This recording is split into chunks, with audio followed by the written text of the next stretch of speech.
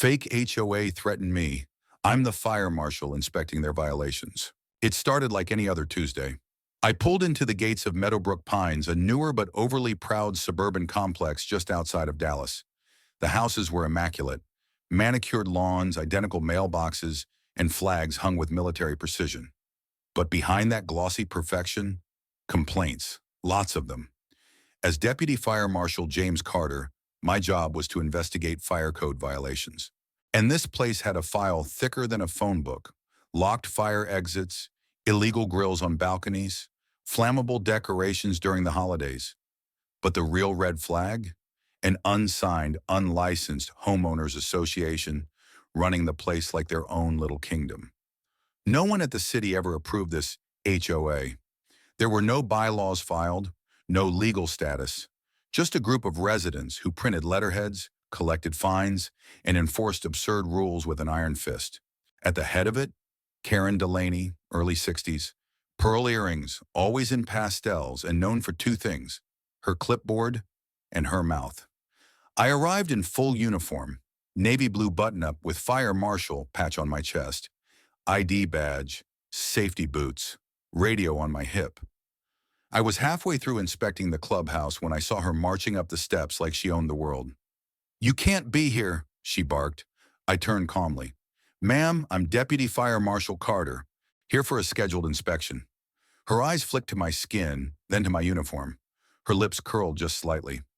"I wasn't notified. Who authorized this?" "City Fire Department," I replied, holding out my credentials. She didn't even glance at them. Instead, she stepped between me and the clubhouse door. "I don't care who you are. This is private property. We didn't give permission." I kept my tone level. "I don't need it. This inspection is in response to multiple complaints. Public safety overrides residential restrictions." She leaned in, voice low and full of poison. "People like you don't get to walk in here and throw your weight around." People like you. It wasn't the first time I'd heard that phrase in this job, but it never gets easier. I could feel the weight behind it, the implication that I didn't belong, not because of my uniform, but because of my skin. I stepped back and reached for my radio. "Dispatch, this is Carter. I'm being obstructed during an inspection at Meadowbrook Pines." Karen's eyes widened. "You wouldn't dare." "Actually," I said, "I would." What happened next? It got ugly fast. Karen called two of her committee members, who stormed over like a bad neighborhood version of a SWAT team. One of them actually blocked my vehicle with his golf cart. Another tried filming me and yelling I was trespassing. But the real turning point came when Karen, clearly rattled, blurted out something she'd regret for the rest of her life. "If you don't leave, I'll call ICE. We don't need more illegals running around here." Dead silence. I froze. I was born in Houston, third-generation firefighter, served in the military, risked my life during the Eastview blaze, and now, threatened by a woman who thought she ran the world, with a fake title and a clipboard. I didn't say a word. I turned on my body cam, walked to my truck, and filed a direct report to the chief fire marshal and city attorney. What Karen didn't know? The city had been waiting for something like this. See, this fake HOA had been under investigation for a while. Complaints of harassment, fraudulent fines, even racial discrimination. My incident gave them what they needed: a documented case involving a government official, complete with body cam footage and witness testimony. Within 48 hours, it was all over the news. Fake HOA threatens fire marshal. During safety inspection, video sparks public outrage. The footage of Karen's voice, nasal, angry, and unmistakably racist, went viral.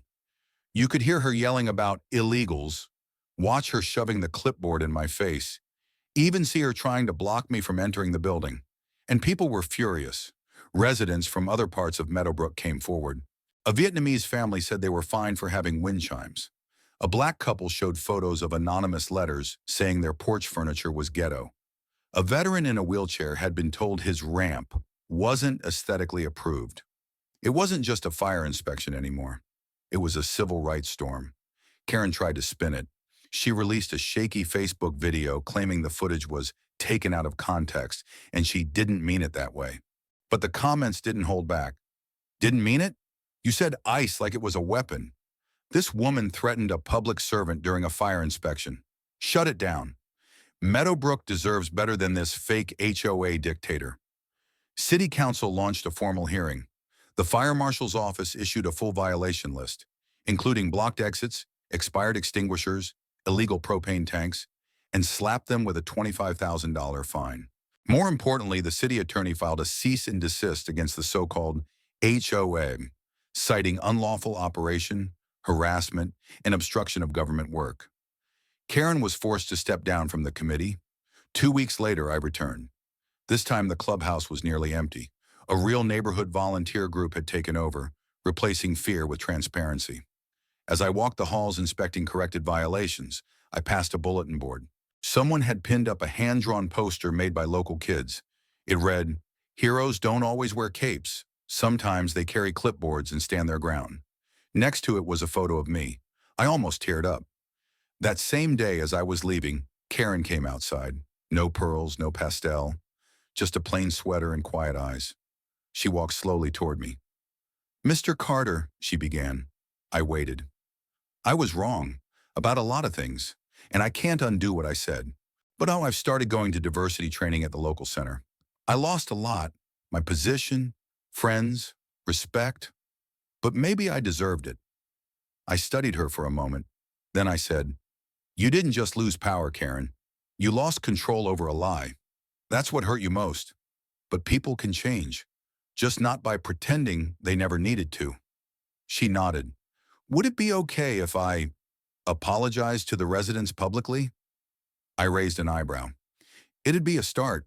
1 month later, the complex held its first real town meeting, with licensed representatives, open voting, and no more fake HOA. Karen stood at the podium, visibly nervous. "I thought rules made us safe," she said to the crowd, "but I used them as a shield against people who didn't look like me, didn't sound like me, people I never even tried to know." Then she turned to me in the front row. "Mr. Carter, I see you now, not just as a fire marshal, but as someone I misjudged. I hope someday the community sees me trying to do better." The applause wasn't thunderous, but it was there. Sometimes you don't need a roar, just a beginning. The fire I came to inspect wasn't in a building, it was in people. Quiet, smoldering, and dangerous. But fires can be put out, and sometimes what rises from the ashes is better than before. Side story. 3 months had passed. I hadn't been back to Meadowbrook Pines since the town meeting, but I'd heard things were changing. The fake HOA was gone. A real neighborhood committee was elected. Diverse, transparent, and, most importantly, kind.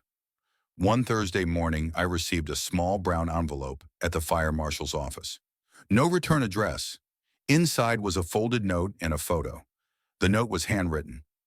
"Mr. Carter, we repainted the clubhouse wall last weekend.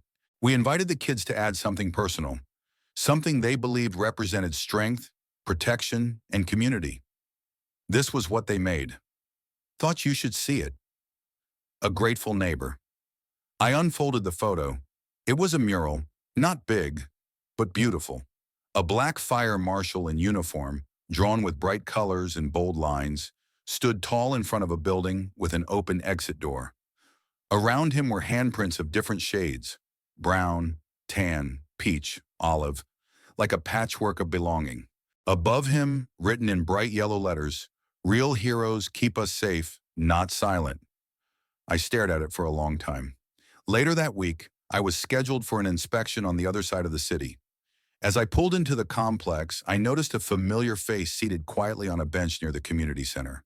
Karen Delaney, no clipboard, no pearls, just a paperback in her hand and a soft breeze moving through her silver hair. She looked up and met my eyes. No panic this time, just something gentler. "Mr. Carter," she greeted. "Karen." There was a moment of stillness. Then she spoke again, more to herself than to me. "I was raised on fear. Fear of what's different. I thought control would protect me, but I was just building a fence around my own ignorance." I nodded slowly. "Sometimes fences catch fire," I said quietly, "and it's our job to clear the smoke." She smiled. "Thank you for not letting it burn the whole place down." I got back in my truck, turned the key, and looked in the rearview mirror as I drove off. Karen stayed seated, but she wasn't hiding anymore. And that was enough for me. Some fires destroy, others reveal, but the most powerful ones change what we thought was permanent. The end.